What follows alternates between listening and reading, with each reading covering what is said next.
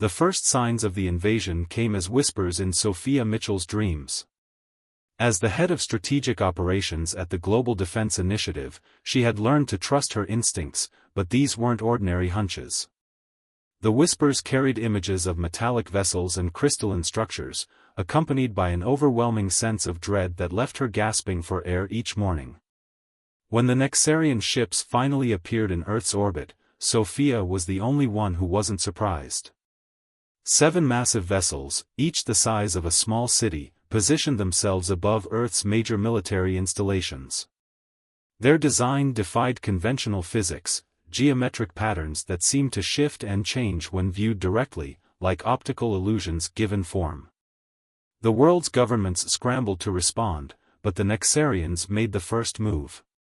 Their message, broadcast simultaneously across all communication channels, was simple: your species harbors a power you cannot comprehend. Submit to evaluation and processing, or face extinction. Within hours, reports flooded in from across the globe. People vanishing from their homes, their workplaces, their cars, taken in beams of purple light that left behind nothing but a lingering scent of ozone. The military's most advanced weapons couldn't penetrate the ship's shields, and nuclear deterrence proved useless against an enemy that could simply phase their vessels into another dimension.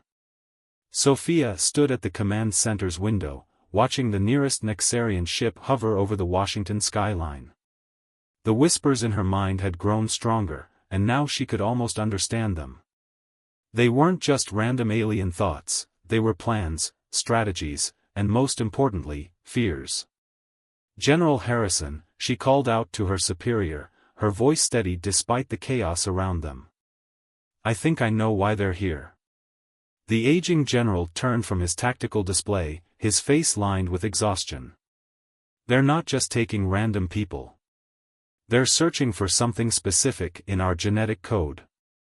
"And how exactly would you know that, Mitchell?" Harrison's skepticism was clear, but after 24 hours of failed military responses, he was willing to listen to anything. Sophia hesitated, knowing how it would sound. "Because I can hear them, sir."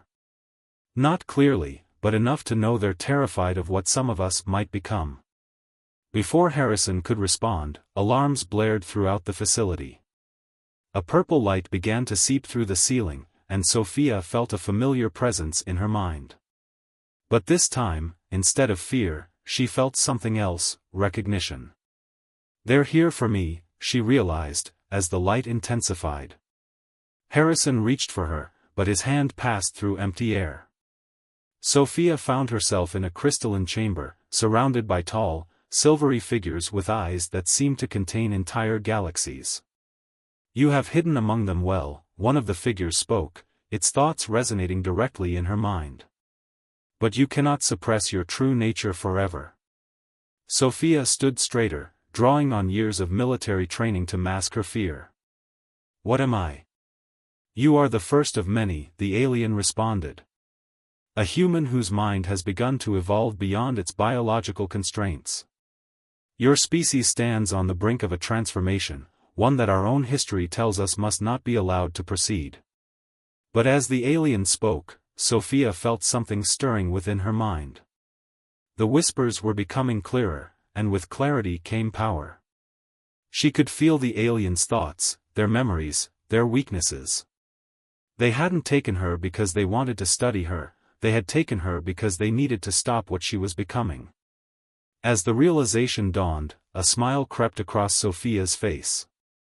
The aliens took an involuntary step back, their confidence wavering as they sensed the change in her mental signature.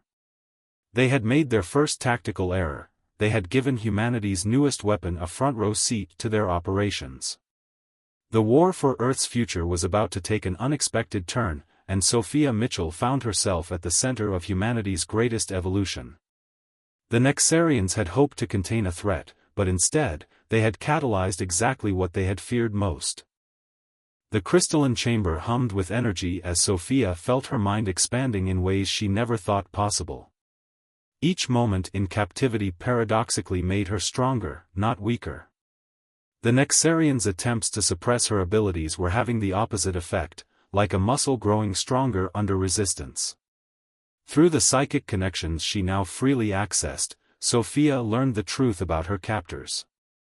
The Nexarians weren't just aliens, they were survivors of their own species' evolutionary civil war. Centuries ago, their kind had split into two factions, those who embraced psychic evolution and those who feared it.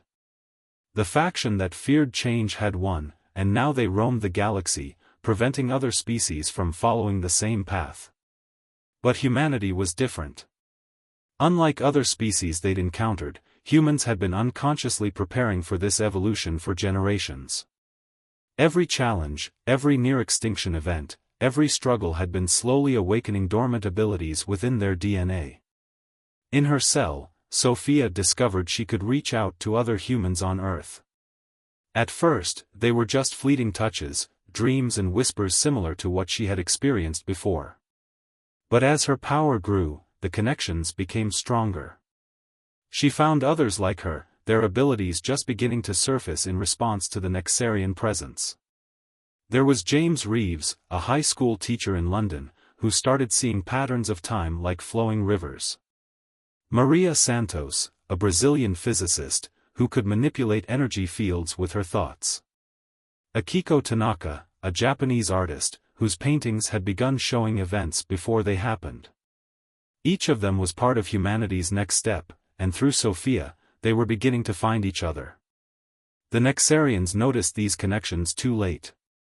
In their arrogance, they had assumed keeping the evolved humans separated would be enough.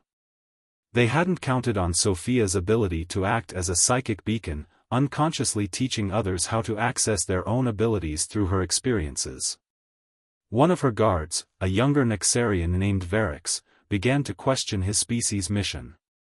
Through their mental interactions, he shared memories of his people's past, of the beauty and wonder that had existed before fear had driven them to suppress their own evolution. He saw in humanity the same potential his ancestors had possessed, but also something more, an adaptability and resilience his kind had never known. "Your species doesn't just adapt to survive," Varix told her during one of their clandestine mental conversations. "You thrive on challenge. Each obstacle makes you stronger.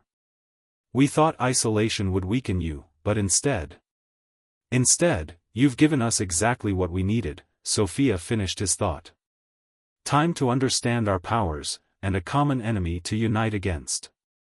The change was spreading faster now.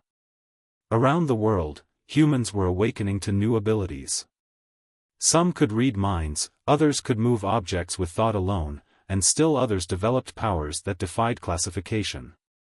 The Nexarians' worst fears were coming true. Humanity wasn't just evolving, they were evolving faster than any species they'd ever encountered.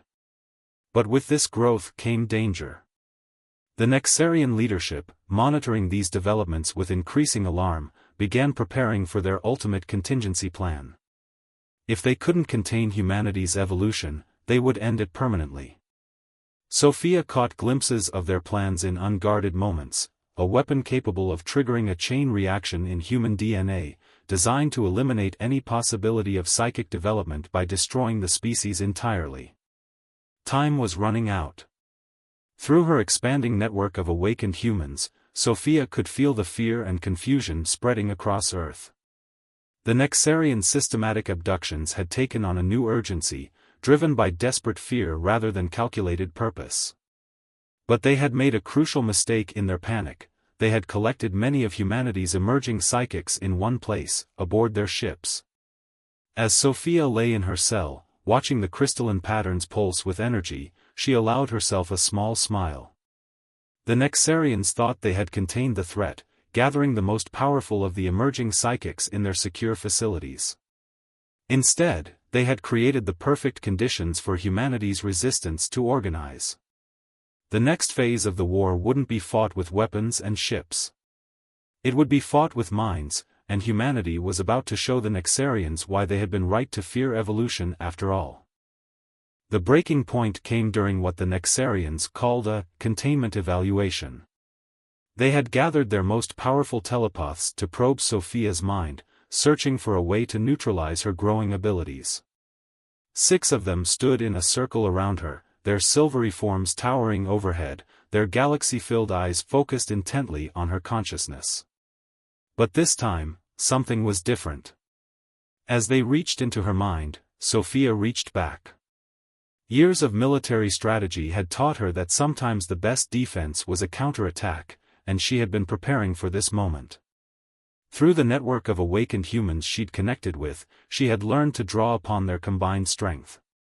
As the Nexarians pushed into her thoughts, they found themselves not in the mind of a single human, but in a vast collective consciousness. The effect was immediate and devastating.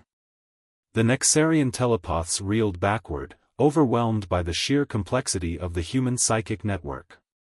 Through their connected minds, Sophia gained access to their most closely guarded secrets. She saw their histories, their technologies, and most importantly, their fears. The Nexarians hadn't just been trying to prevent human evolution, they had been trying to prevent humans from discovering a fundamental truth about consciousness itself. The universe, Sophia learned, was not just physical.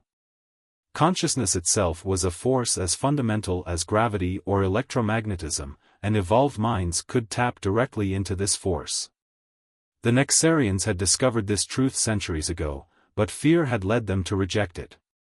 They had chosen technological advancement over psychological evolution, creating a civilization that was powerful but ultimately stagnant. Humanity, with its chaotic history and constant adaptability, had been unconsciously preparing for this revelation for millennia. Every story of psychic powers, every myth of mental abilities, had been humanity's collective intuition trying to understand what they were becoming. The Nexarians hadn't chosen Earth randomly, they had detected the approaching threshold of human consciousness and had tried to stop it. Through the telepathic link, Varix showed Sophia more.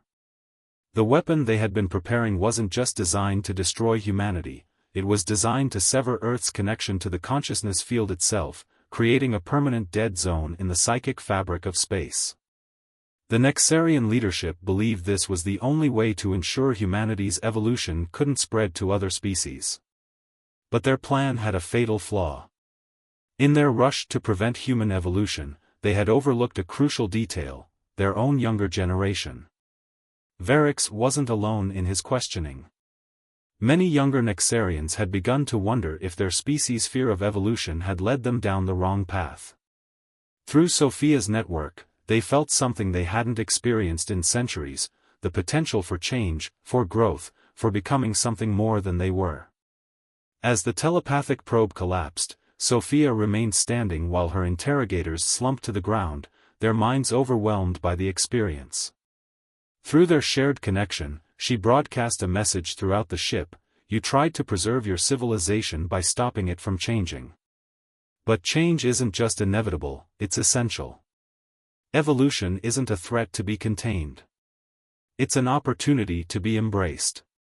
The message rippled through the Nexarian fleet, finding resonance not just with the younger generation, but with any who had secretly questioned their species' path. The rigid hierarchy of Nexarian society began to fracture as more of them awakened to the possibility that their ancestors had made the wrong choice. Meanwhile, on Earth, the network of awakened humans had grown exponentially. Every attempted suppression by the Nexarians had only served to activate more latent abilities. Humans weren't just developing telepathy, they were manifesting powers that showed consciousness could affect reality in ways science had never imagined. The war was shifting from a conflict between species to a battle between two philosophies, those who feared change and those who embraced it. And as Sophia stood in her crystalline cell, now more of a command center than a prison, she knew the next phase would determine not just humanity's future, but the future of consciousness itself in the galaxy. The Nexarian flagship shuddered as another wave of psychic energy rippled through its crystalline corridors.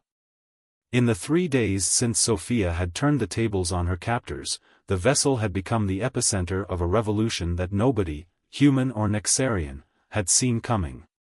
Through her expanded consciousness, Sophia coordinated with the awakened humans on Earth. James Reeves had transformed his high school into a sanctuary for emerging psychics, teaching teenagers to control abilities that ranged from telepathy to temporal perception.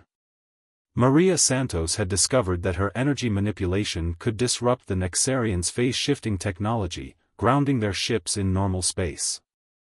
Akiko Tanaka's precognitive art had become a tactical advantage, revealing possible futures that helped them stay one step ahead of the Nexarian hardliners. But it was the change within the Nexarian ranks that truly shifted the balance. Led by Varix, a growing faction of younger Nexarians had begun accessing abilities their species had suppressed for generations. The process was painful, centuries of genetic and cultural suppression had left deep scars, but the result was extraordinary. The combined power of evolved humans and awakened Nexarians created possibilities neither species had imagined. The consciousness field is changing, Varix explained during a strategy session in what had once been Sophia's cell. Your species' awakening has created ripples throughout the galaxy. Other civilizations are beginning to sense it. Sophia nodded, feeling the truth of his words in the expanded awareness she now possessed. Human consciousness hadn't just been evolving, it had been resonating with a fundamental frequency of the universe itself. Each awakened mind added to the harmony, creating a symphony of consciousness that was becoming impossible to ignore. But the hardline Nexarian leadership wouldn't go quietly. Admiral Krell, commander of the Nexarian fleet, had barricaded himself in the weapon control center with his most loyal followers.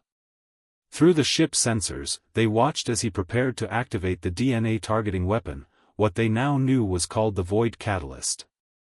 He's afraid, Varix said, his galaxy eyes dimming with sadness. Not just of what you're becoming, but of what we're remembering.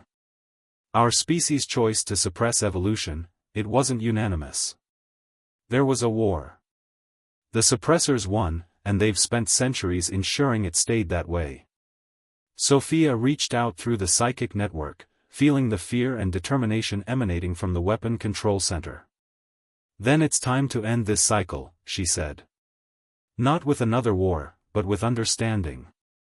The plan they devised was audacious. Instead of attacking the control center directly, they would use the very weapon the hardliners had created against them. Maria Santos had discovered that the Void Catalyst worked by creating a localized disruption in the consciousness field.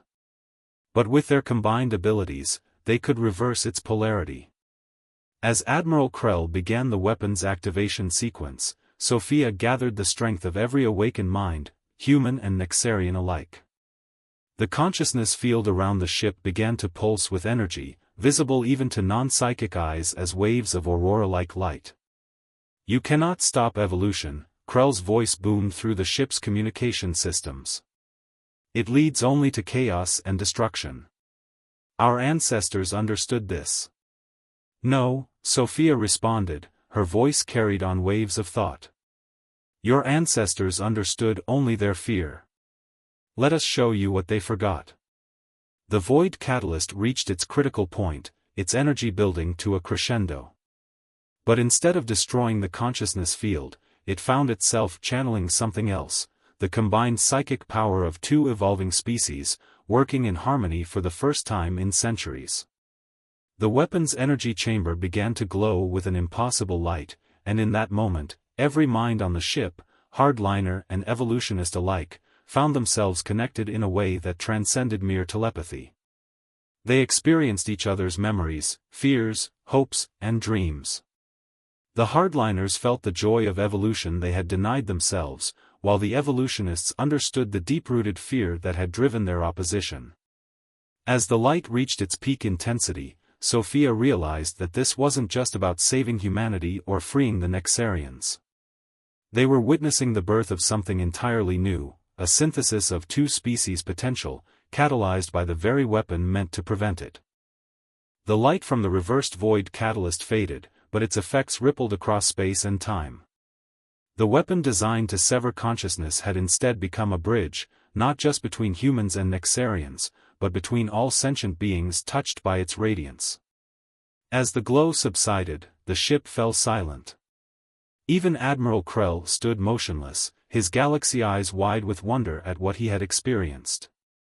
Through the expanded consciousness network, Sophia felt the change spreading.